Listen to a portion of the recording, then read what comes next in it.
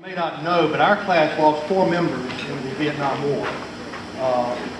In the late 60s, early 70s, 4 of our classmates were killed in Vietnam.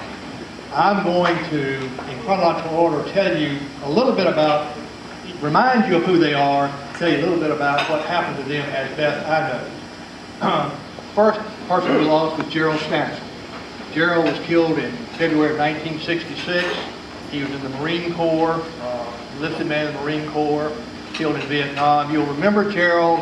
He was, if you look at the old annuals over here, he was elected most courteous in our class. You'll remember Gerald also was very artistic. He danced and he performed in some of the plays that we had.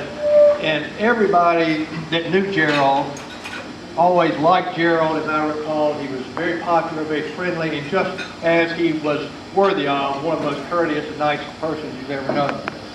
The next person that we lost was Ted Edwards. Ted, you'll all recall, well, Ted was killed in February 1968. He was a Marine Corps lieutenant. He was a forward observer, and it would be of interest to you to know that he received a Silver Star, which is a very high award for valor, awarded to, particularly in the Marine Corps. Ted was, in the annual again, was elected most dependable. And you recall that Ted was a basketball player, and Ted was also very intelligent. He was smarter than most of us.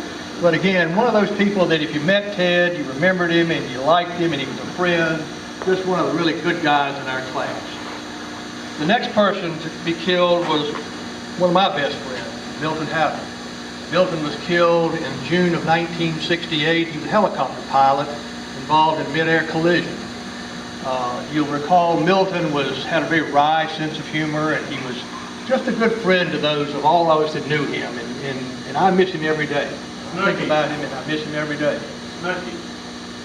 Snooky and Ralph. He was also, we knew him as Ralph too.